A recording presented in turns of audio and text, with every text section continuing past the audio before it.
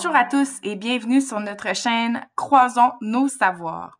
Les différents balados de cette chaîne permettent de croiser les savoirs entre un chercheur et une personne qui travaille sur le terrain. Le balado d'aujourd'hui a comme sujet la mise en place d'interventions positives dans différentes écoles visant le développement socio-affectif des enfants. Exceptionnellement, nous avons 3 invités aujourd'hui. La première, Madame Audrey-Jeanne Baudouin, qui est chercheure d'établissement à l'IUPL3S, où elle s'intéresse à l'organisation des soins et services en première ligne pour les enfants et leurs familles. Il y a aussi Madame Claudine Martin, qui est travailleuse sociale et assistante à la coordination professionnelle pour l'équipe d'intervention positive à la direction de santé publique du CIUS de l'Estrichus. Et Monsieur Maurice Tremblay, qui est conseiller pédagogique en insertion professionnelle, mentorat, approche école en santé, contenu en orientation scolaire et professionnelle et classe multi-âge au Centre de services scolaires Val-des-Serres. Un petit fait important à noter est que Claudine et Maurice travaillent en étroite collaboration depuis l'année scolaire 2015-2016.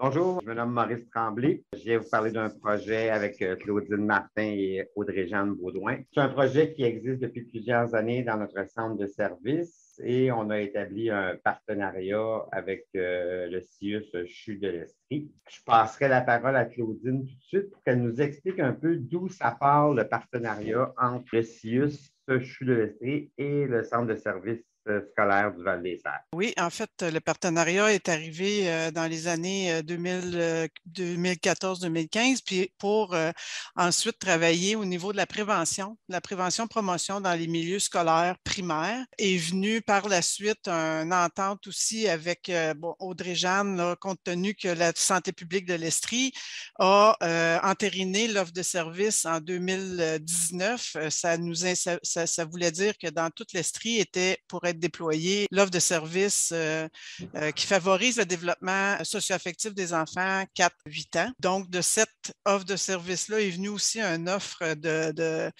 recherche puisque au départ, ça se passait juste dans le RLS de la Haute-Yamaska et de la Pommeraye, l'offre de service en intervention positive, ce qui fait que quand l'offre de service a été entérinée dans toute l'Estrie, Audrey-Jeanne est arrivée. Je laisserai la parole à Audrey-Jeanne pour expliquer son engagement là, en lien avec l'offre de service de la santé publique de l'Estrie. C'est ça. Je suis arrivée, moi, en 2019, en 2018, à l'Institut universitaire en tant que chercheur d'établissement. Dans mes premières rencontres, j'ai eu la chance de rencontrer là, les gestionnaires de la santé publique qui disaient qu'il y avait un nouveau projet à venir, donc qui était l'intervention positive qui allait partir en 2019.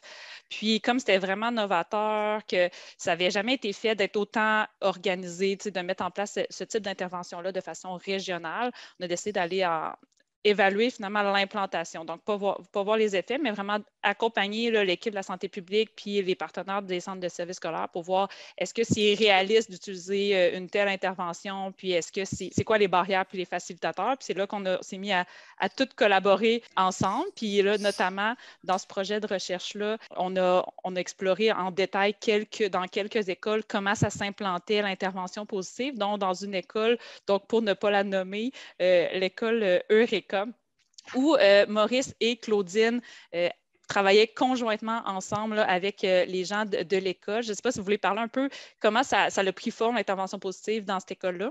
Donc, oui, nous avons une école pilote qui a été ciblée parmi nos 33 écoles primaires. Nous, le projet à Val-des-Serres avec le CIUS existait depuis plusieurs années. On en est très content que ça soit déployé en Estrie avec le soutien de l'université pour voir l'implantation. Eureka, on a travaillé sur comment déployer et là, on a travaillé avec l'équipe école sur un code de vie qui était existant, qui est devenu un mode de vie. On a travaillé avec les enseignants, le personnel de soutien pour développer l'intervention positive. Qu'est-ce que c'est que l'intervention positive? Comment on agit en intervention positive auprès des élèves? Et graduellement, ça s'est mis en place. Est-ce que maintenant, On voit des impacts de tout ça? Je dirais que oui. Je te laisse en parler, Claudine. En fait, avant peut-être de parler des impacts, quand on parle d'intervention positive en termes d'implantation, c'est des concepts. En fait, on parle de 3 concepts clés qui forment, en tout cas, c'est un point de départ de l'intervention positive. On parle d'empathie, de bienveillance et d'intervention dans une saine fermeté. C'est les 3 concepts clés. Quand on dit on implante l'intervention positive, on part de ça. On fait des ateliers de sensibilisation dans les milieux et à Eureka, ça a été la première étape a été de travailler avec, comme Maurice le disait, avec un comité sur le code de vie.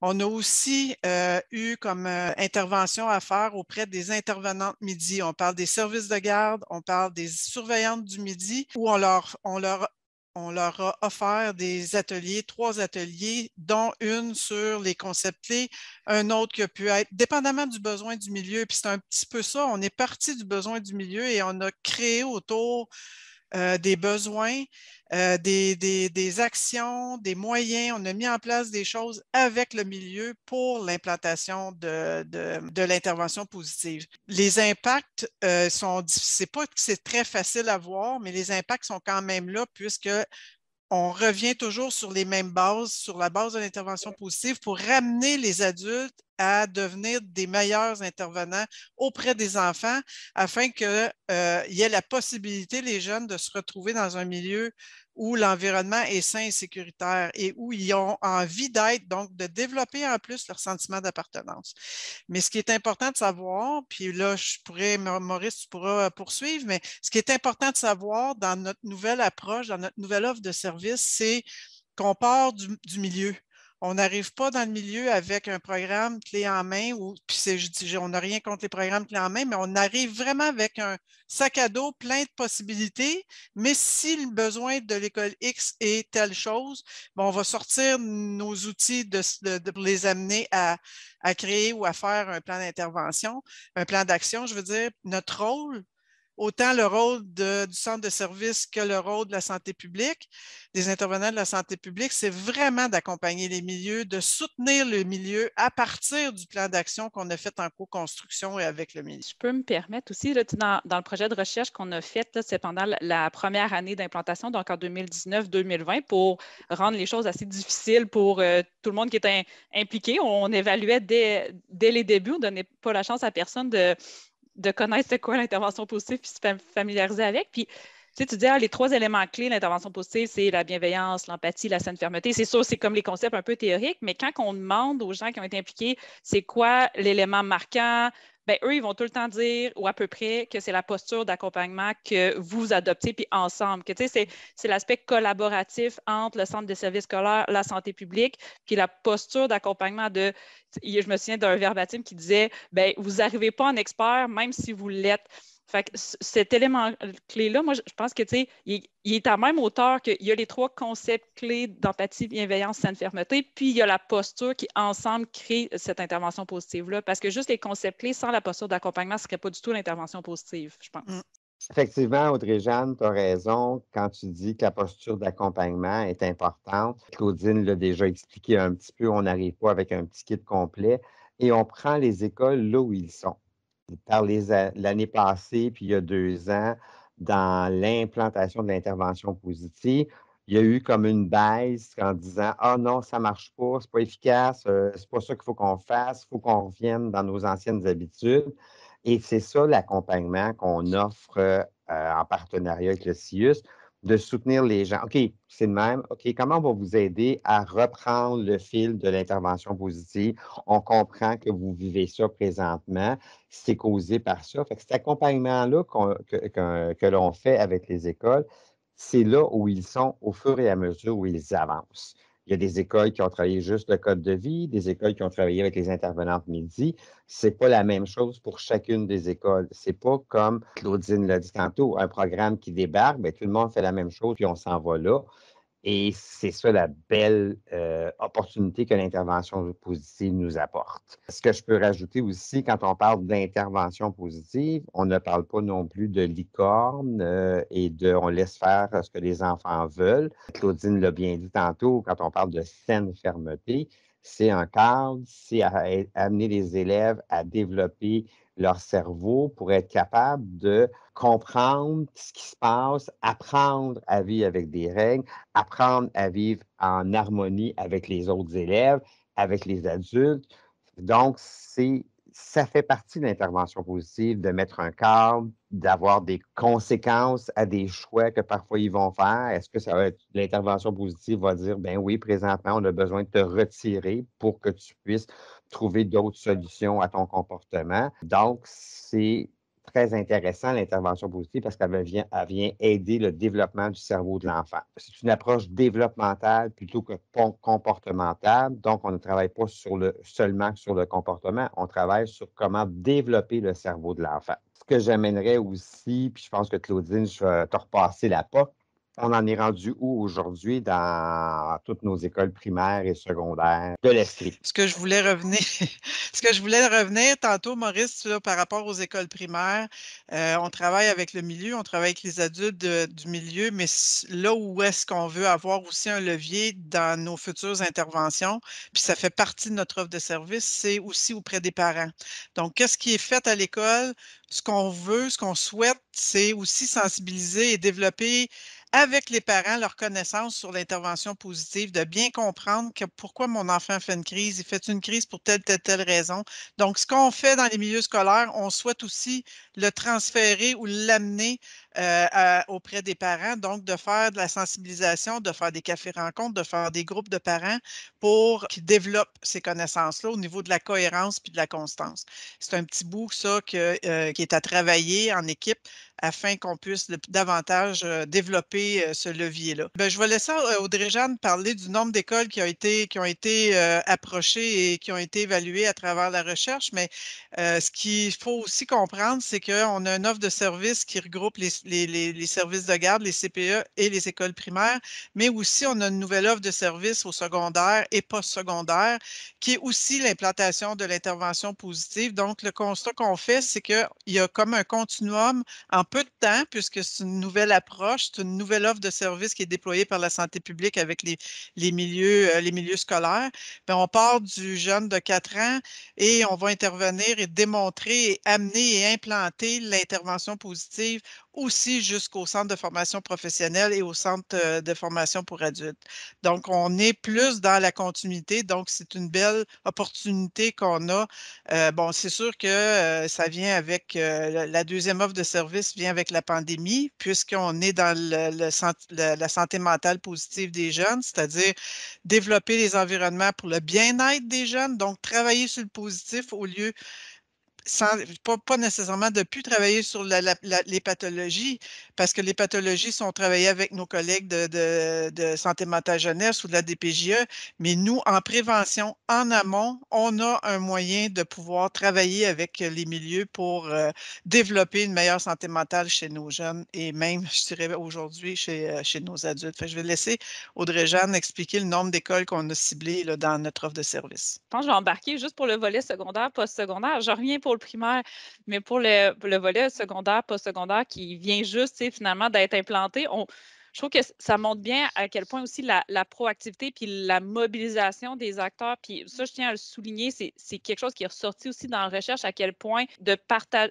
j'en reviens encore avec mon accompagnement, mais de fait d'être aussi collaboratif, d'être aussi général, ça a permis cette mobilisation-là. Fait à la fois de la santé publique, des centres de services scolaires, là, les gestionnaires, les conseillers pédagogiques comme Maurice, mais les gens dans les écoles aussi, les directions.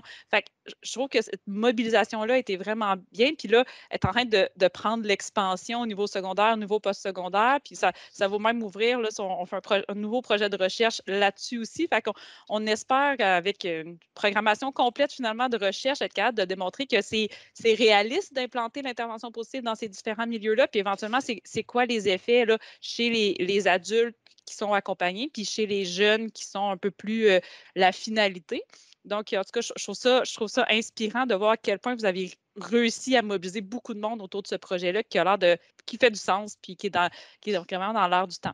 Puis en effet, pour le volet là, primaire, dans l'évaluation, là, le premier projet de recherche qu'on parlait aujourd'hui, c'était intéressant de voir que dans le premier 6 mois d'implantation de l'intervention positive, il y avait quand même 50 écoles qui ont reçu de l'accompagnement là, conjointe de quelqu'un de la santé publique, puis du professionnel pivot, donc souvent les conseillers pédagogiques un peu comme Maurice l'est, mais dans d'autres commissions scolaires, ça pouvait être les psychoéducateurs.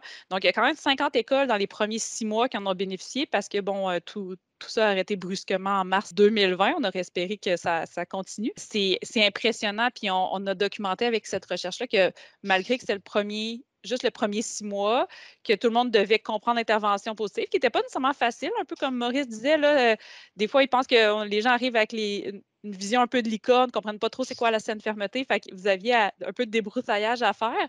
Mais malgré tout, ça a réussi à rejoindre, on a compté là, 1200 enfants en 6 mois, avec pas tant de ressources humaines que ça quand même. Donc, c'est quand même tout qu'un travail qui a été fait. Fait que oui, tout à fait.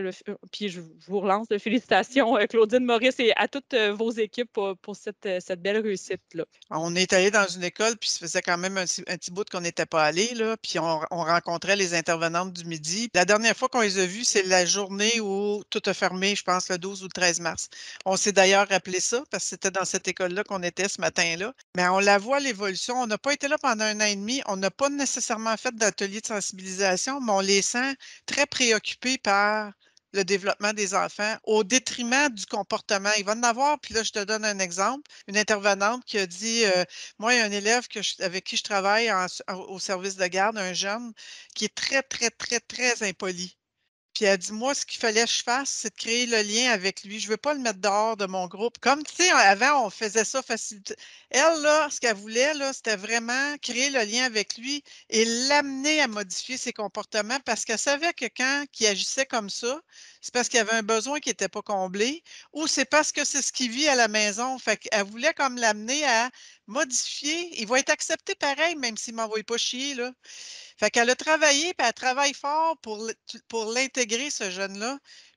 Puis ça, pour nous, ça en est un impact que ça a, l'intervention positive, parce qu'elle prend le temps, la madame, elle prend le temps de s'asseoir, de valider avec elle-même. En même temps, dans ce milieu-là, ce qu'on voit, c'est que si elle a fait ça, l'adulte, l'autre bord, la porte d'à côté, va trouver ça. Il y en a qui vont faire, ben là, il est impoli avec toi, puis tu le gardes dans ta classe. Oui, je vais travailler de façon différente. Alors, il y a des adultes qui, tu es impoli, je te mets dehors parce que tu es impoli, puis ça fait partie de la règle.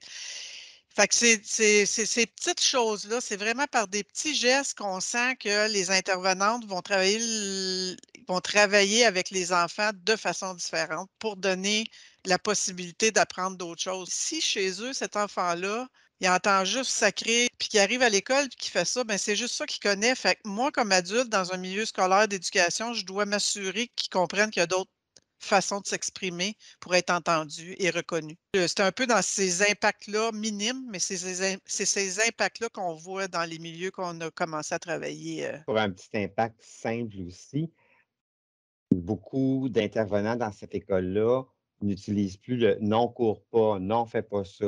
Merci de marcher, c'est bien ce que tu fais présentement. Ils renforcent les bons comportements. Et là, on le voit là, que c'est comme devenu naturel chez les gens parce qu'on l'a tapé, ce clou-là, puis on l'a répété, puis on l'a répété. Et quand on n'était pas là, la direction, c'était comme son leitmotiv de travailler l'intervention positive auprès de son personnel. Fait qu'elle a continué de taper sur le clou. Puis celle qui vient de reprendre l'école, c'est aussi son leitmotiv. Fait qu'elle va continuer à taper sur le clou de comment on intervient auprès de l'enfant. Est-ce que c'est de le retourner, de l'envoyer chez eux, ça va donner des résultats?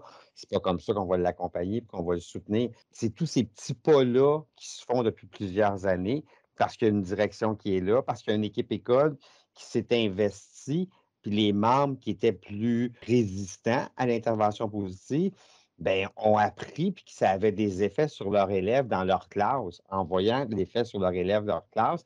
ça leur a permis de dire, OK, non, c'est vrai que c'est pas faux. Ben moi, ce que je trouve intéressant au niveau de la collaboration, ça, je pense que c'est un élément qui est très positif et très important dans le contexte d'un déploiement d'une approche comme celle-là, dans la mesure où chaque partenaire a son rôle, chaque partenaire a son essence, de le travailler ensemble avec les milieux, ben ça crée des belles synergies. Puis il ne faut pas l'oublier qu'on le fait. On fait ça pour les jeunes, juste de travailler sur le comportement du jeune. On le voit dans nos milieux, on le voit même dans nos familles. Si on fait juste travailler sur le comportement sans comprendre qu'est-ce qui se passe derrière le comportement et d'évaluer le besoin à travers ça, bien, on touche pas les bonnes choses, puis on n'amène pas l'enfant à se développer dans son plein potentiel. Alors que notre offre de service, l'objectif ultime, c'est vraiment de développer le plein potentiel de nos jeunes, puis d'en faire des citoyens respectables. Donc, je pense qu'on a une offre qui est très pertinente et très appréciée des milieux, mais aussi qui peut faire réagir. Puis quand ça fait réagir, ben on est aussi dans le changement. Parce que c'est pas vrai que toutes les écoles ont fait Ah oui, venez-vous-en, gang, vous êtes super à la coche. Il y a des écoles encore qui sont réticents à nous rencontrer, puis c'est correct, on y va vraiment à leur rythme, mais c'est important de se dire que si on fait tel changement ou qu'on amène tel changement dans un milieu, notre résultat ou en bout de ligne, c'est vraiment le développement des habiletés sociales des enfants. Je conclurai en disant l'intervention positive, ça se déploie graduellement. C'est variable d'une école à l'autre, c'est variable d'une équipe. Dans une école aussi, l'équipe des intervenantes midi puis l'équipe des enseignants, ça peut être variable même dans l'école, mais ça a tellement de beaux impacts. On a parlé d'Eureka, puis je vais clore avec ça parce que je trouve que c'est une belle façon. On a parlé d'Eureka, on est retourné à Eureka la semaine dernière et on a regardé avec l'équipe école au complet la nouvelle direction parce que ça aussi, ça fait partie de la réalité que les directions changent et de regarder tous les impacts chez les élèves, chez les parents de cette implication et cette implantation-là depuis plusieurs années. On commence à avoir des résultats très intéressants. Si je peux me permettre là, un dernier petit mot. Là, je remets mon chapeau de chercheur. On a parlé beaucoup de l'aspect clinique, puis j'y crois, puis je pense que vous le savez, mais je trouve que l'intervention positive, c'est aussi un beau parallèle avec même le processus de recherche qu'on mène tous ensemble, qui est aussi dans cette posture de co-créer ensemble, quasiment d'accompagnement aussi, là, de faire ensemble. Puis je pense que on a vraiment, tu sais, puis tu parlais d'une synergie avec l'équipe école, ben je trouve qu'on a développé ça aussi dans l'équipe très interdisciplinaire, très variée qui travaille sur les projets de recherche. Puis je pense que c'est ce qui fait aussi que la recherche est pertinente, c'est parce que vous êtes là pour la nourrir, comme les gens des écoles sont là pour vous nourrir. Fait que c'était comme mon petit mot un petit peu kitsch pour finir, mais j'ai l'impression qu'il y a beaucoup de parallèles à faire. Ben, merci. Voilà. Je vous remercie beaucoup. C'est ce qui conclut déjà ce 4e balado. Nous tenons à remercier Claudine, Maurice et Audrey-Jeanne d'avoir accepté notre invitation. C'était captivant. Nous tenons aussi à remercier les jeunes des centres jeunesse qui ont interprété l'indicatif musical d'introduction et celle que vous entendrez en conclusion. Ils ont beaucoup de talent. Le sujet du prochain balado est d'actualité. Il s'agit de la maltraitance chez les aînés. Restez à l'affût en vous abonnant à notre chaîne Croisons nos savoirs. Je vous remercie pour votre écoute et à bientôt! Les balados du Centre intégré universitaire de santé et de services sociaux de l'Estrie, Centre hospitalier universitaire de Sherbrooke.